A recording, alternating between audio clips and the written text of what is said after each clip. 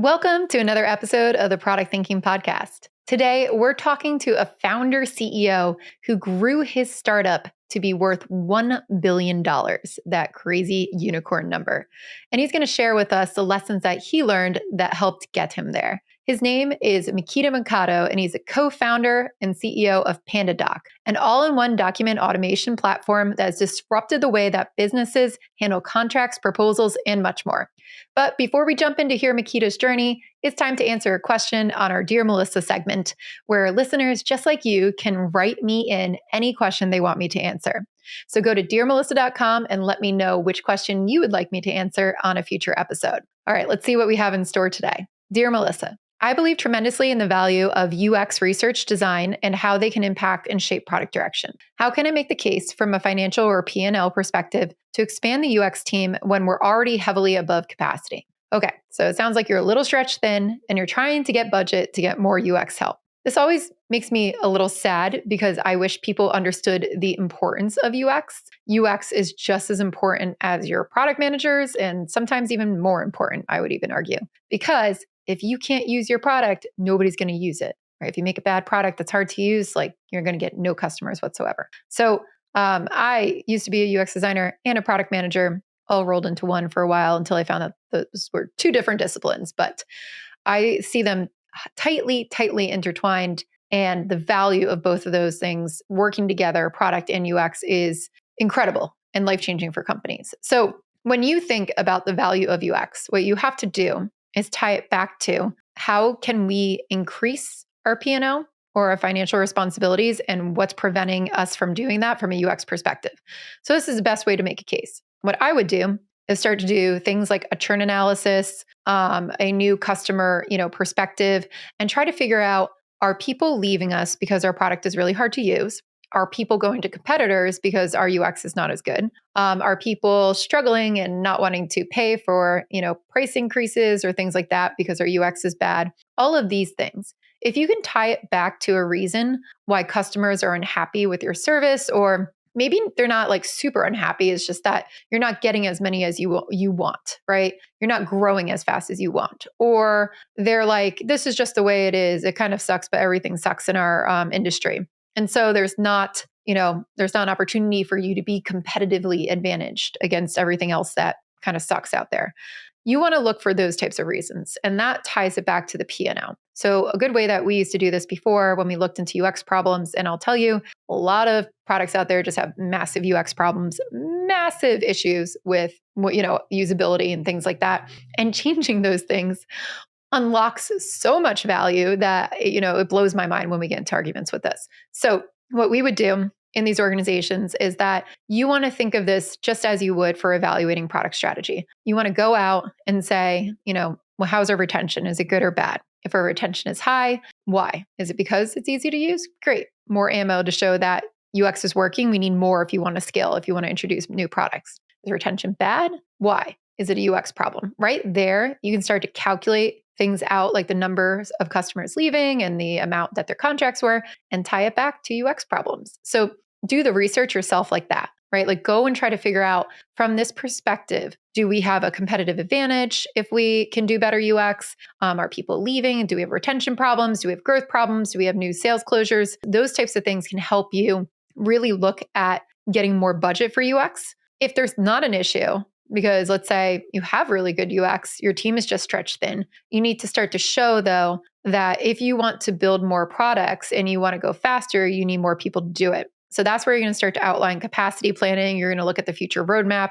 You're going to bring it back and say, hey, if you want X, Y, and Z features, we need this many more people to do that within next year or Q4, whatever you want to do, right? If you don't want us to release all three of those, then we can keep operating with the same people we do. But if you want us to go faster, this is what you need. Those types of conversations go over really well with executives. Sometimes they just don't understand the job that you're doing from a user experience perspective. They don't know how much somebody can handle. And that's why all of this gets very confusing for people who are not in product, who have never worked with UX before, never worked with engineers, when you have to go get budget from a CFO or a CEO or somebody in that situation. So I would try those approaches and hopefully they help you.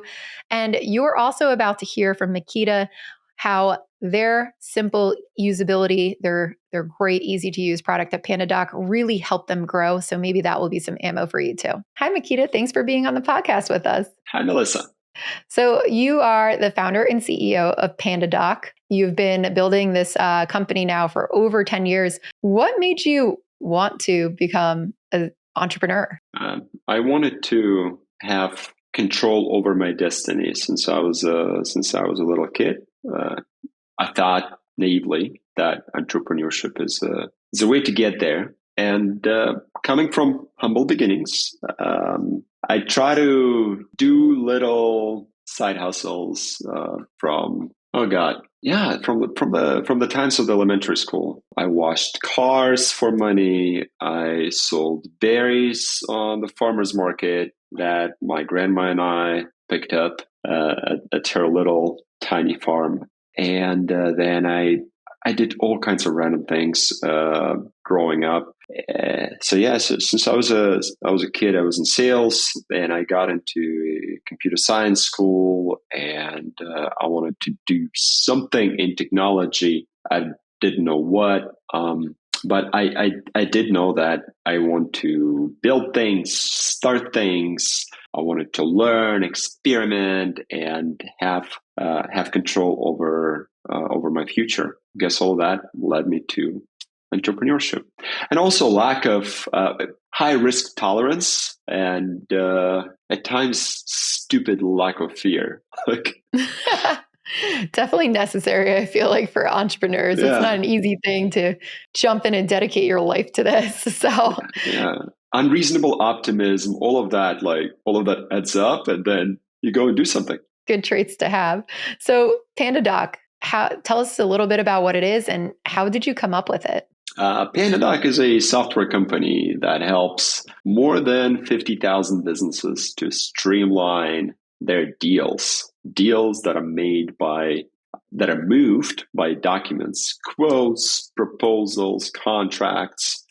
All of those documents is what PandaDoc automates, streamlines, helps to get signed, notarized. Well, you got to close a deal, and that deal requires you to send some kind of a piece of paper. PandaDoc makes it all digital and easy, and it's been more than 12 years for us on the journey of making it.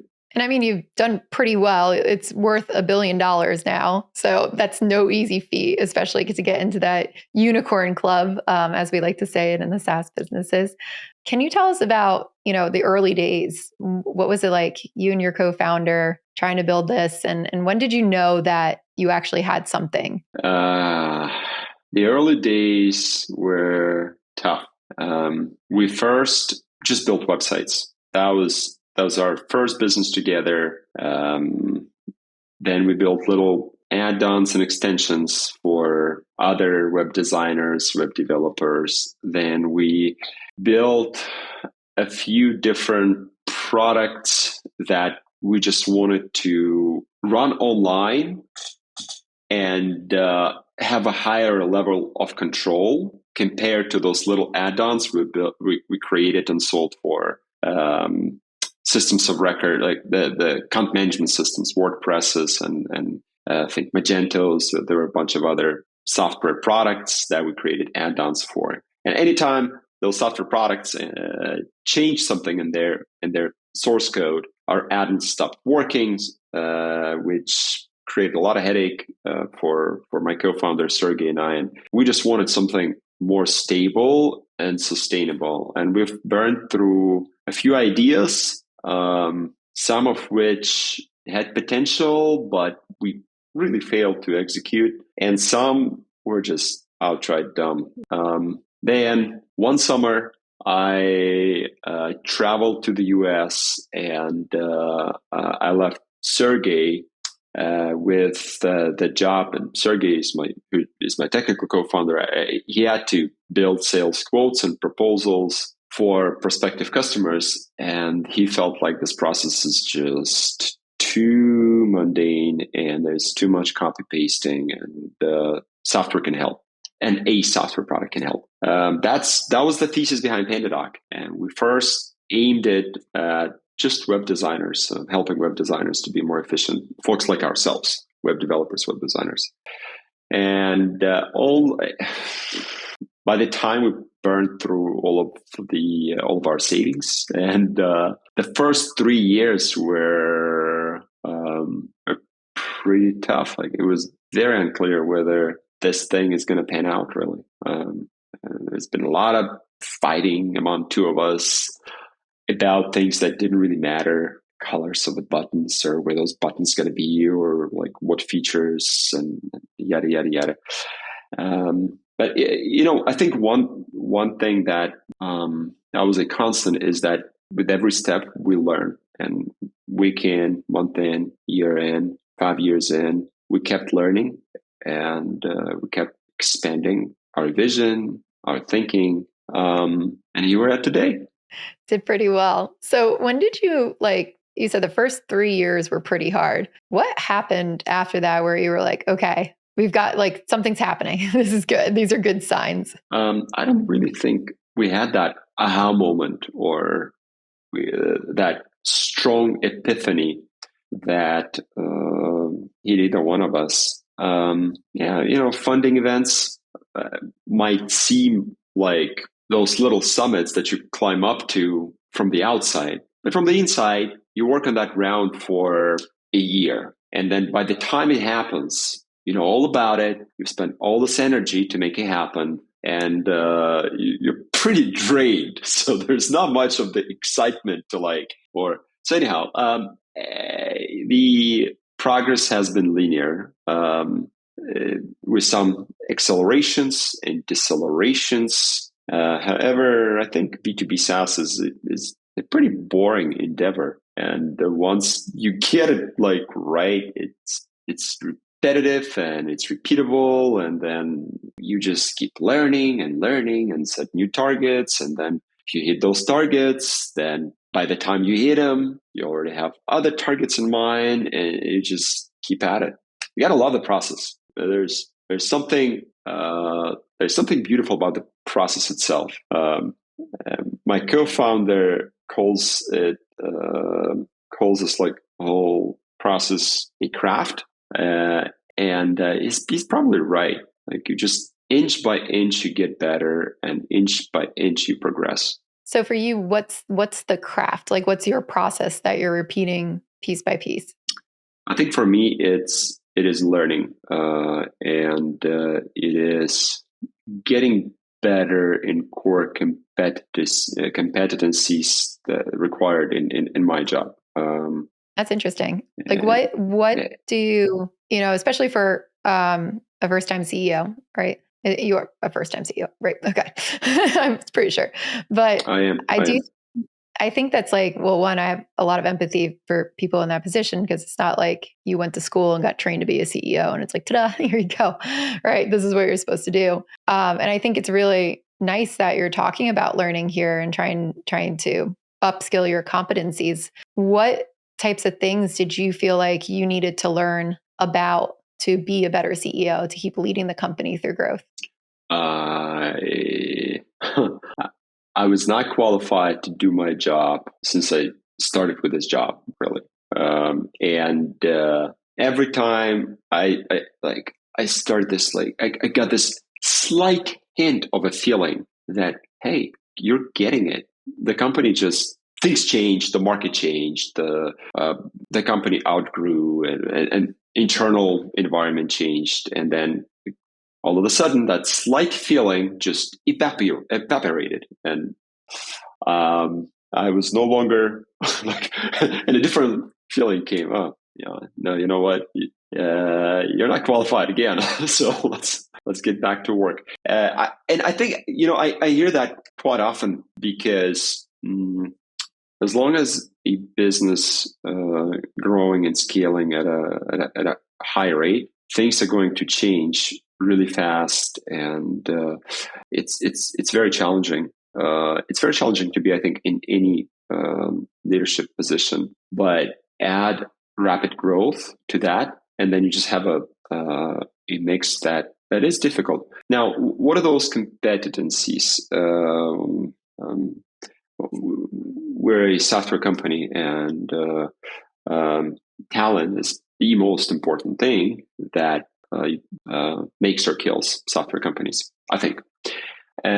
So I think that evaluating talent, finding talent, seeing talent, putting talented people in position to succeed, all those, it is so hard. God, it's hard. But I think that's one thing that I had to develop year over year. One thing with that I see as well when I talk to, founder CEOs in your position too, is it's hard for them to know what good looks like. Like you have to go out and say, hey, I need a head of HR. I've never hired a head of HR before. Like some people, so I know some founders who've never actually worked for a company that even had HR before. So they don't, they can't like just look over and say, oh, that's what they do on a day-to-day basis. What'd you do to kind of, yeah. Okay. So what'd you do to kind of understand what good looks like? Like, how did you learn about those things? Yeah. I moved to US with PandaDoc, and I moved from Belarus, which has, when it comes to business culture and the business environment, it's so different. It is very, very different. So it's fair to say that I came here clueless, like completely clueless. I think one thing that I've got right is I've been trying to surround myself with people who are more experienced than me, who are smarter than me, who are just interesting, like people who are interesting and who've done things that I want to do or I aspire to, and who have qualities that I aspire to. And that learning through people, yeah, there are blogs, there are books, there are podcasts, especially podcasts. But yeah, look, but all those are great, like, and those are available to anyone and everyone. However, I find learning through people and through my community to be the most impactful. It is probably the most customized one, right, to to my challenges and needs. But yes, like I think that's, for me, that has been the best way to learn. And I think one thing that I got right moving into US and Silicon Valley was that I just tried my best to put myself in the communities and circles where I can learn. So when you were looking for, for founders who are out there listening to this, right? When you were looking to say like, hey, I need to hire a head of HR, like what types of people did you turn to in your community? Because I know quite a few people are out there like, I don't know HR people. Who do I talk to? The first thing we've done at PandaDoc was that we created a board of advisors. And some of those folks were immensely helpful. One gentleman, his name is Ragnar, Estonian guy, also from Eastern Europe. However, he co-founded a company that was a couple of years ahead of us, and the company was in our space. It was a CRM company called Pipedrive. I learned a lot from Ragnar in those early days, and he made a lot of introductions, and he introduced me to some prospective investors, and taught me how to pitch investors, how to prospect. Like, he taught me a lot of things, and then finding folks like Ragnar who I can learn from and get introductions to other folks I can learn from has been very, very helpful. So anyhow, like board of advisors, that was one tactic that worked for us pretty well. Then investors, raising money from folks that understand your space and who you can, again, learn from, who can make necessary introductions, has, I think, worked for us pretty well. Employees and their networks, professional networks. There's a bunch of communities and groups and meetups and events and things that were relevant to PandaDoc that I try to get my nose into and navigate to and then friends and just like people that surrounded me. Now I'm lucky because I live in San Francisco Bay Area, which is known for having a lot of folks versed in technology, right? So I'm lucky from that perspective because there's an abundance of people with deep knowledge in the areas that have been relevant to PandaDoc. But yeah, but I think San Francisco Bay Area is not. It's probably the biggest, but not the only place on earth where you can build a community that can support your growth. Yeah, I think we've been seeing since COVID too a lot more remote things taking over, which is nice. But I know even like when I started in product management, the only place you could find product managers was San Francisco, and I was in New York, and I was lonely because we didn't have much there. But I'm glad to see it's spreading. But I think that I love this like concept. You know, what I hear from you is like you're willing to learn and you're willing to ask these questions and go out and say, hey, I got to do this. I need some help. Point me in these directions, which I think is a really great trait, for a founder. When you look back on, you've seen pretty great growth here at PandaDoc too. When you look back at your time as a CEO and now, what do you think has been the most surprising thing about that role that you did not anticipate? Like if somebody said before PandaDoc, you're going to be a CEO, and now you look at it today, like what are the things that surprised you? I'll give you a thing that changed me rather than it did surprise me, and it did change me as well. In our early days, I thought that building a big company is about finding this like right pain in the market, and then figuring out the best product or solution to solve that pain. And sort of it's about getting lucky with that match. People call it product market fit, and that match is the most important thing above all. I think with time I realized that product market fit is important. However, in my position, learning to work with people, learning to find great people, learning to help them to do great is more important because markets change, products change, the fits also change, and I think mastering the latter helps to find former. And in the long run, you have not 1, not 2, not 3 years, but more like 30 in the long run. In the long run, it wins. So yeah, that was a big shift for me personally. So focus on the people. Mm-hmm. So yeah, I find that some of the fastest ways to kill a company is by having the wrong people in the wrong spots, let's say. And also I've seen a lot of executive teams that are just frankly like toxic, right? They have the wrong people there. They don't get along. They're not working as a team. It's everybody for themselves. They're not really like collaborating around what's best for the company. It's instead trying to build their little armies. So when you think about, building your team and structuring the right team and working with good people, how do you make sure you find the right people? And then how are you looking at it as a CEO to just enable them, right? And not block them, to say like, here's how I'm going to lift you up. Sure. I don't really have a straight answer to this question or a formula that I can just flash out and it would work. I think the answer to the question in broader terms is like, it depends, which is a no, it's not an answer. In our early days, I'd say we really struggled finding great talent, retaining talent, ensuring people get along. It was very, very difficult, and especially here in the US, I wasn't able to build this, like to build a culture to build a collaborative culture. The notion you made about their teams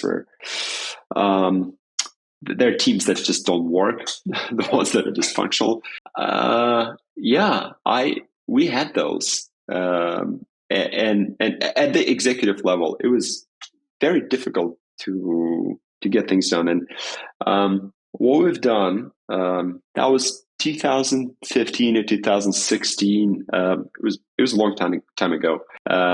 What Sergey and I have done, my co-founder and I have done, is we had a long hearts-to-hearts conversation, admitted that things are not working, and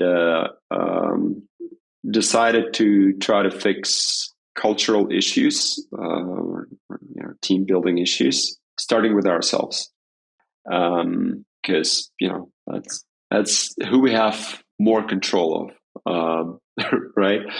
Starting with ourselves, like what we've done. I'm a former engineer, and then he was an engineer at the time. Something very structured. We've written down who we aspire to be and how we aspire to behave and work. Made it very, very clear. It's like it was like a product spec, and we called it our culture code. And then we started holding each other accountable towards the spec, towards the features that we outlined, and then we brought it into our executive team, and the execs embraced that concept. I think they were relieved because then finally it was clear what these crazy kids want, and who are they and why do they behave the way they behave, and so on and so forth. And then we've implemented that, I guess, parts of the culture code, and into our recruiting and talent retention, promotion, into our talent strategy. And I think, Melissa, that did really help. That did really help. It did help us to build a cohesive culture, a more cohesive culture. Now we're only humans, and that specification that we've written for to aspire to, like, we break that code. I mean, we do, but at least there's something that's public. You can find it online, PandaDoc Culture Code. We publish it. At least there's like a constitution that every Panda can hold us accountable to, right? And call things out. But I think that sort of journey helped to steer company's culture and put us on the right track. Nice.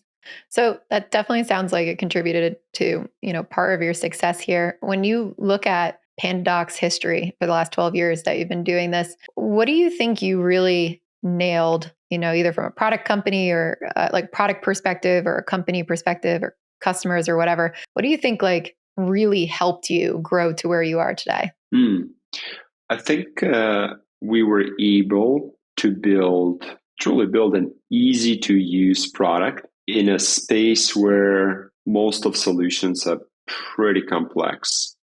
That allowed us to employ the cool things like a lot of product-led growth and inbound customer acquisition, and give that product in the hands of broader audience of customers. I think that worked pretty well for us, and I think that's one thing that we've done fairly well. I think we also stayed fairly focused. As any company, we ventured sort of left and right of our core vision. We made a lot of mistakes. We failed gazillion times. However, the core solution that PandaDoc brings to market, and that core vision that Sergey and I had, it's the very beginning of PandaDoc. It stayed pretty much the same. There's been some deviation, and we've changed our mission quite a bit. We changed our vision quite a bit, but we didn't flip flop too much.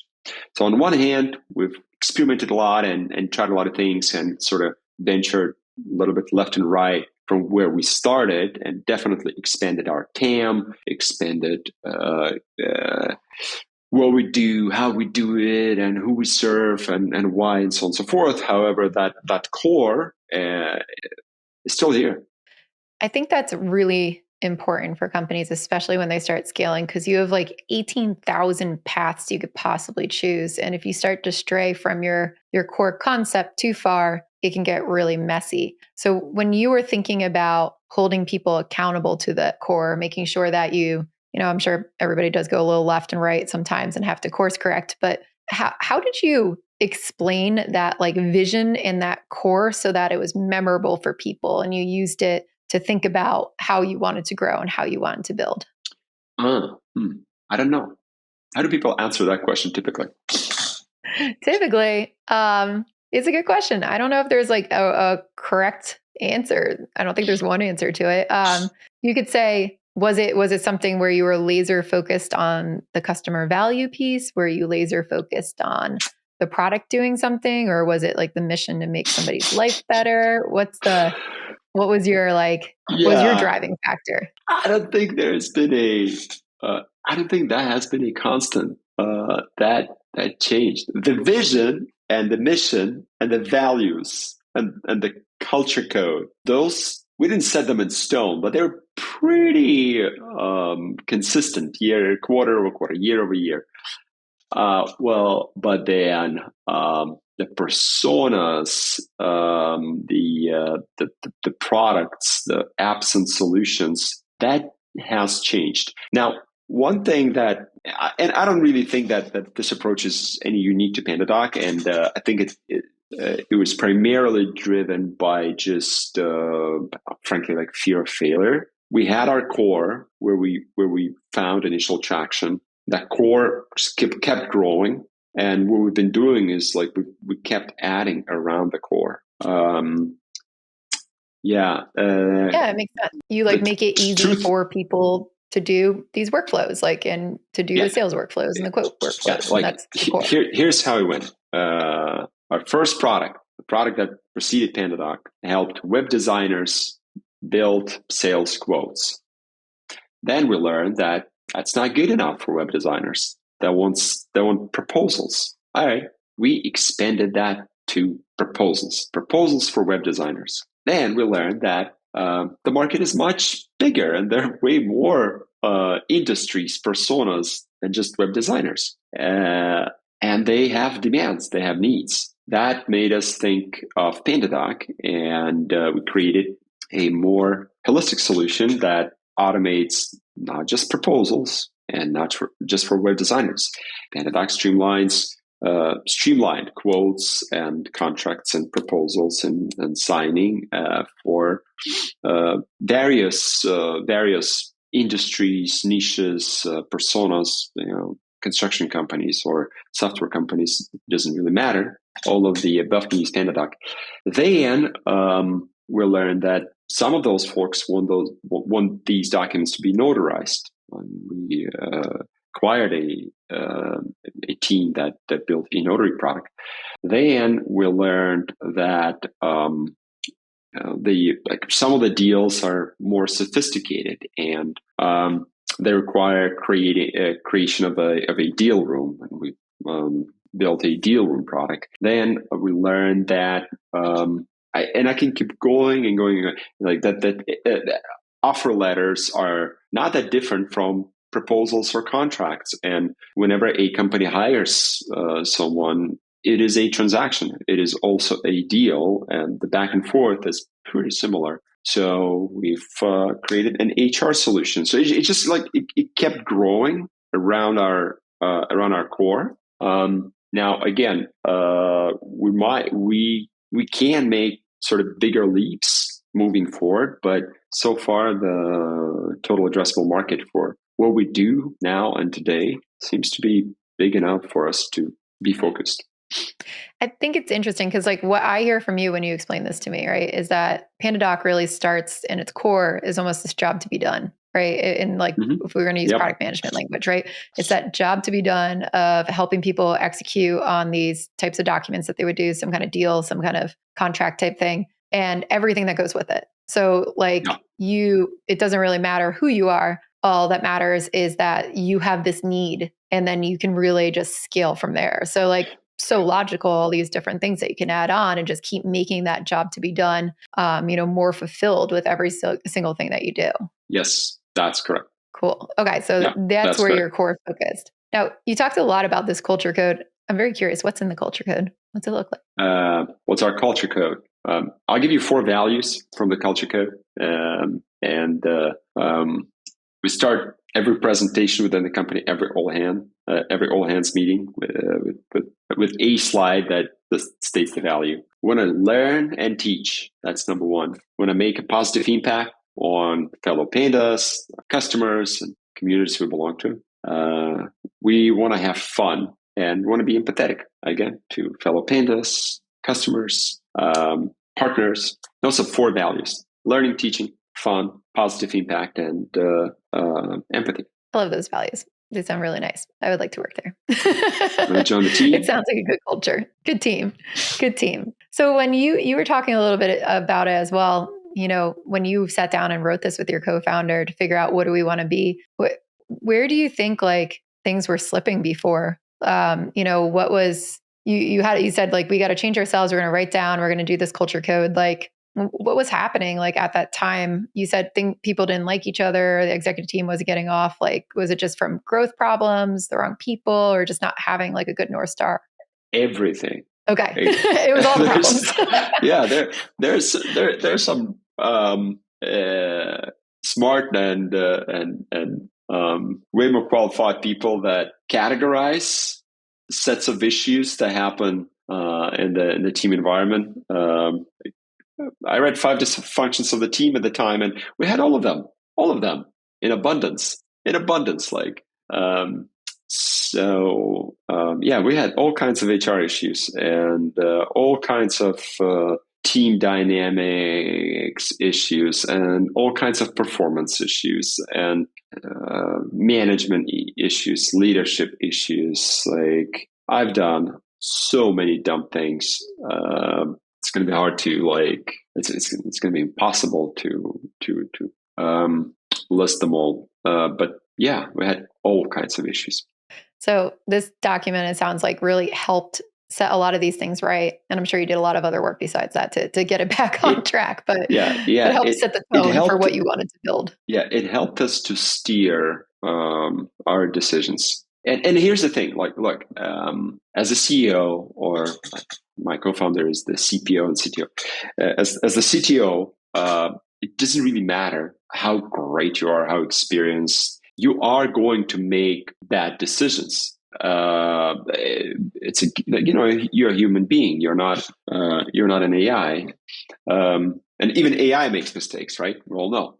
So what's important is have is get the percentage of the right decisions among the important ones higher than the wrong ones, all while having enough of the runway making those decisions so that you get a compounding effect. Like year over year, you just multiply the good ones over bad ones, and then all of a sudden, like you look back 10 years and you have something to show because you've made way more right decisions than the wrong ones because the right ones were compounding. So yeah, the culture code was not one of those like night and day type of moments that changed everything all of a sudden. No, it helped to slightly steer the direction of the company. And then so as every new hire, every great hire helps to steer the direction of the company, so that every positive event in the market helps to steer the direction of the company, and so on and so forth. But yeah, if I was to start over, I'd try to do it earlier, and I try to align it with not just within the company, but also with a board of investors, and try to just kind of try to be more rigorous and more try to be more rigorous about following that specification PRD that we created. Your blueprint. I like it. Yeah. So when you're thinking about, you've been doing PandaDoc now for 10 years, what are you excited about for the next 10 years? Like, what do you get excited about? Why do you still go to work every day? Besides the fact that it's your company. I like the job. Like I like the process. Yeah. I really like it. I like coming up with the vision. I love selling the vision. I love when that works. I love inspiring people.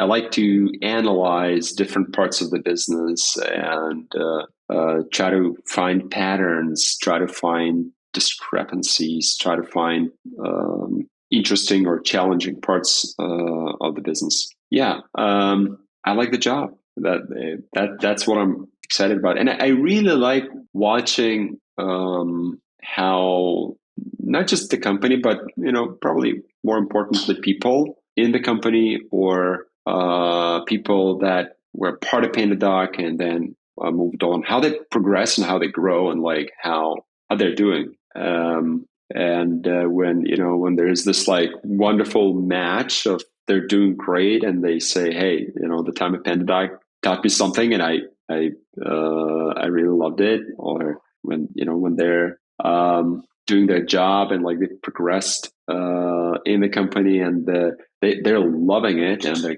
killing it and they're just happy. I just like watching it because that's impact, right? That's positive impact, and that's pretty fun. Well, it sounds like definitely a fantastic job to have. So thank you so much, Mikita, for being on the podcast with us. If people want to learn more about you and also PandaDoc, where can they go? In order to learn about PandaDoc, you can just go to www.pandadoc.com. PandaDocument.com. Why Panda? Why is it called Panda? You want a true story or a marketing story? I got both. True story. True story. The true story is that we got into a market with a bunch of enterprise, corporate, boring, in my view, sounding players, and we wanted to be different, and we wanted to be memorable. How do you be? And at the time, there were companies like MailChimp and SurveyMonkey, and we thought it's a really cool idea to have a mascot, to have an animal in our name that would make us memorable. And then we thought, well, contracts, and they're kind of black and white, sort of, kind of, like pandas are black and white. So anyhow, like we thought, I get it. That would be a good idea. I love it. Okay, that's a cool story. That was one of the very few options with a $10 a year domain name that was available in the .com zone too. The marketing story is pandas are endangered due to deforestation. We help the world to go paperless, thus saving more trees for the pandas. There's a flaw with that story. What is that flaw? They eat bamboo. So they eat bamboo. Yeah, I was like, which one? Yeah, because I got it in my yard. They can have it. Can't get rid of it. That's great. That's a fun story, though. Cool. Yeah, I'm thinking of koalas with eucalyptus, bamboo. Great, good story. Well, I'm sure everybody will go to pandadoc.com to learn more about the company. And where can they find you? Can we find you on LinkedIn? Where do you hang out? Where do you talk? Online, yeah. I can be found on LinkedIn. Or Instagram, Mikita Mikado. Perfect. We'll link to all of those in the show notes for you guys to go find and keep track of PandaDoc's progress and Mikita's progress. And thank you so much for listening to the Product Thinking Podcast. We'll be back next Wednesday with another episode and a fabulous guest. We'll also be answering your questions for the Dear Melissa segment. So make sure that you write to me at dearmelissa.com and let me know exactly what questions you have. You can also find all of the show notes too at productthinkingpodcast.com or dearmelissa.com. They go to the same place. So check those out too. We'll see you next time. All righty. Thank you, Melissa.